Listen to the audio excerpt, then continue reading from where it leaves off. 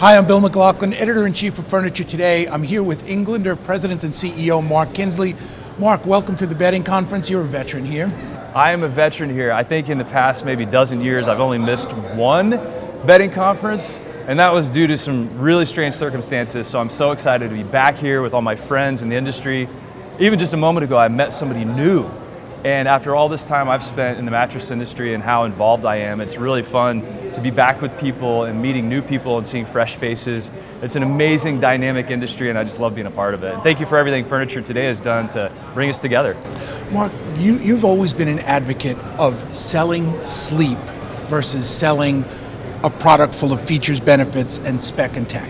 Talk a little bit about that, why that's so important today. I think it's more important now than ever before because people are thinking about health and wellness.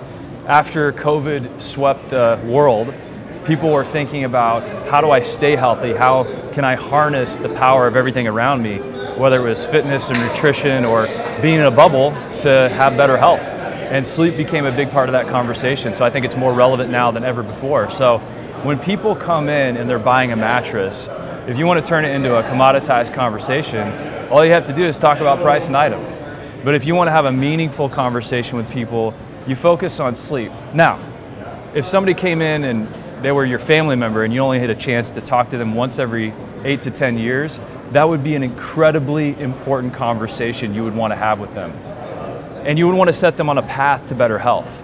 And so I think when consumers come in once every 8 to 10 years, maybe hopefully sooner, to buy a mattress, it's a chance to have a conversation that could set them on a new trajectory.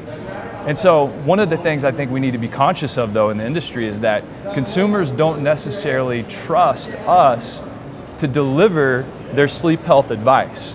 So we can meet them where they are though, which is we can be the sleep products experts and we can anchor what we talk to them about in solving sleep problems. You know, if they have a snoring problem, you can recommend an adjustable base.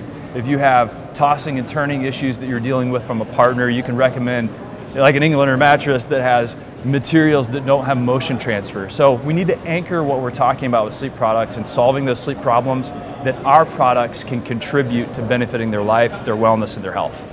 So we're seeing a real generational shift now in the furniture and mattress industry as the younger consumers are starting to become the predominant purchasers of virtually every product in the home.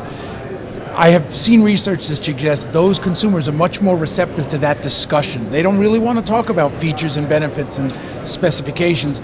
It's an emotional purchase. It's a lifestyle purchase for them. So how do people engage in that conversation with that next generation of consumer? I always say that absent of value, people make a decision on price. So what is it that you can build value in the products that you're selling that would map to something that's going to be meaningful to that consumer? You know, you look at what happened during kind of the COVID shutdown era and people spent a lot of time in bed, so they got very familiar with their mattress, with their sleep environment, and how they want that to look and feel. And so I think it's, like you said, understanding this consumer, understanding their needs and wants, and then making it meaningful to them. And I think that all starts with one very simple principle. Really good open-ended questions are your secret superpower.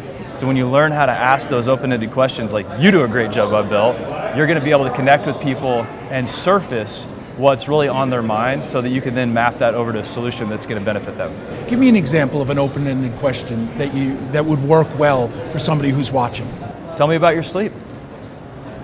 And then be quiet. And that's one of the keys when you say, tell me about your sleep. You got to be quiet. And sometimes people will say things that give you just a grain of kind of insight. And that's really something that you need to pause on. So if somebody says, you know, my back hurts. Well, tell me about that. Or you say, well, what else hurts?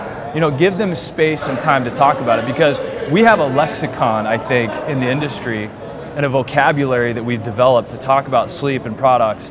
But people don't, when you say, hey, how does that mattress feel? They don't know how it's supposed to feel, but they could say, how does your body feel on that mattress? So you have to start thinking about getting rid of the curse of knowledge that you have, which is all this understanding of mattress and products and specs, and start making it meaningful for people and kind of meet them where they are. Thanks very much. It's really helpful.